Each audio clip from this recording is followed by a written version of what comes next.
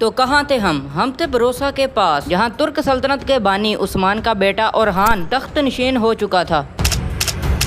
14th century 14वीं सदी में Anatolia में सूरत हाल ये थी कि 3 छोटी बड़ी रियासतें एक दूसरे के मुकाबले में थीं। हर एक के पास सिर्फ 2 चॉइस थीं, एक ये कि वो अपने इर्द गिर्द की रियासतों पर कब्जा कर लें, दूसरी ये कि वो खुद किसी बड़ी रियासत के कब्जे में आकर खत्म हो जाएं। यही चैलेंज ओरहान को भी दरपेश था, वो भी 2 तरफ से, एक मशरिक में अपने हम मजहब हम कौम मुसलमान तुर्कों से, जिनकी 2 ताकतवर रियासतें कराची और करमानिया वजूद में आ चुकी थीं, और इन रियासतों को खास तौर पर करमानिया को मुसलमानों की उस वक्त की सबसे बड़ी हुकूमत ममलूक सल्तनत के लिए हमायत हासिल थी। ममलूक सल्तनत उस वक्त आज के इसराइल, फलस्तीन, सऊदी अरब और शाम तक फैली हुई थी। तो ओरहान का एक चैलेंज हो गया मुस्लिम तुर्क रियासतें जो मशरिक और जुनूब में थीं, और दूसरा चैलेंज रोमियों की बैजेंटाइन अम्पायर जो मगरिब में थीं और बहुत ताकतवर थीं। यूरोप के ममालिक और ईसाई उसके साथ खड़े होते थे। जिस वक्त की हम बात कर रहे हैं उस वक्त सुल्तान ओरहान अमलन इन दोनों से हालते जंग में भी था। तो फिर ये कैसे हुआ, एक सल्तनत जो दोनों तरफ से दुश्मनों में घिरी हुई थी, उसने रोमियों को दोनों तरफ से घेर लिया। मेरा नाम है मोहम्मद साकिब और आप देख रहे हैं रेयर उर्दू। सल्तनत उस्मानिया सीरीज के सीजन 2 में हम आप लोगों को यही कुछ दिखाएंगे।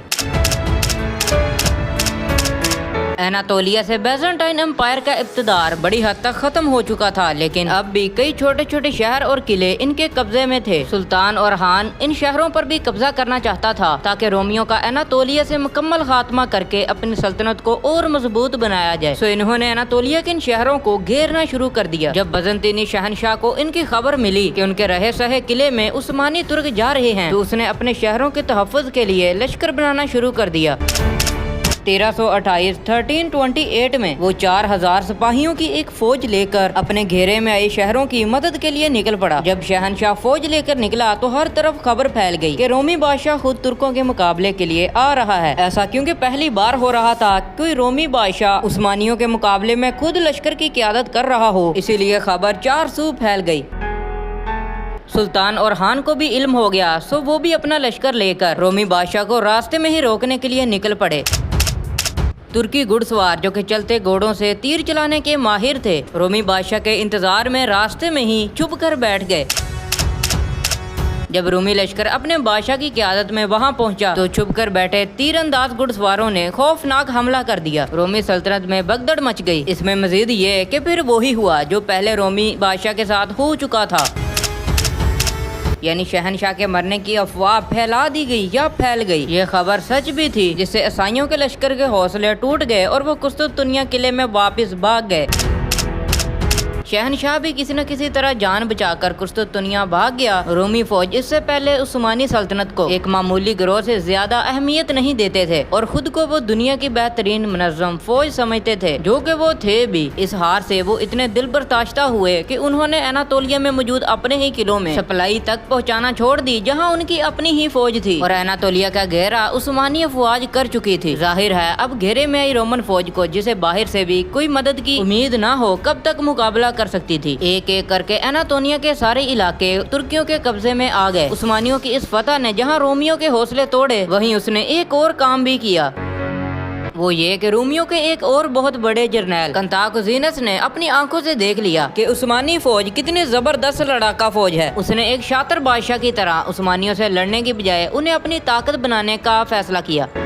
वो इसलिए कि कंताकुज़ीनस खुद बादशाह बनना चाहता था, लेकिन जाहिर है ना वो बादशाह का बेटा था और ना था भाई। अब उसे बगावत करना थी, जिसके लिए उसे किले के अंदर और बाहर भी फौज चाहिए थी, जो कि उसके पास मौजूद थी, और बाहर से भी मदद चाहिए थी, ताकि जब अंदर लड़ाई हो रही हो तो बाहर से कोई लश्कर उसके खिलाफ ना आ जाए। ये मददगार उसके लिए उस्मानी तुर्कों से बेहतर कोई नहीं हो सकते थे। तो उसने उस्मानी सुल्तान ओरहान गाजी से खुफिया राब्ते शुरू कर दिए।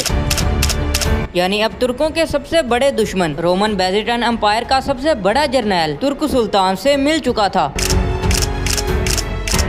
उसने सुल्तान ओरहान से मदद की दरख्वास्त की, बदले में बहुत से पुरकशिश फायदे देने का भी वादा किया, जिनमें से एक ये भी था कि अगर सुल्तान उनकी मदद करने का वादा करे तो वो अपनी बेटी से उसकी शादी कर देगा। सुल्तान ने यह पेशकश कबूल कर ली और इसका इम्तिहान भी कुछ ही देर में शुरू भी हो गया। हुआ यूं कि जब 1341 में रोमी बादशाह का इंतकाल हुआ तो उसकी जगह उसका 9 साला बेटा जॉन 5 तख्त पर बिठाया गया, तो इसी जर्नैल कंताकुज़ीनस ने बगावत कर दी।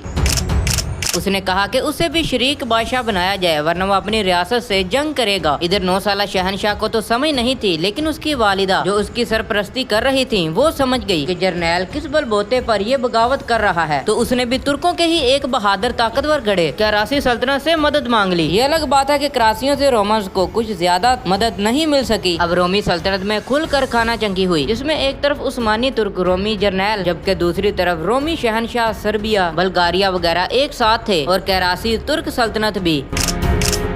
6 साल तक जारी रहने वाली खाना जंगी के बाद कैटाकोजीनस को तुर्कियों का शरीक शहनशाह बना दिया गया, यानी वो जंग जीत गया। लेकिन इस खाना जंगी में बैजेंटाइन अम्पायर के मजीद टुकड़े कर दिए।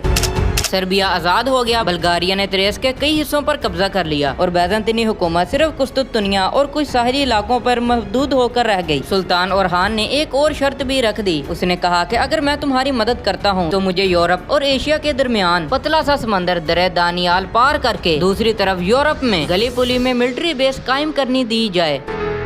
कंटागजीनस को ओरहान की फौजी मदद चाहिए थी और यूरोप में ही चाहिए थी, इसीलिए वो मान गए और यूं उस्मानी तुर्क बगैर एक कतरा बहाए यूरोप में दाखिल हो गया। आर्जी तौर पर ही सही, लेकिन दाखिल तो हो गए। सुल्तान ओरहान ने अपने बेटे सुलेमान को एक बड़ी फौज के साथ गलीपुली भेज दिया।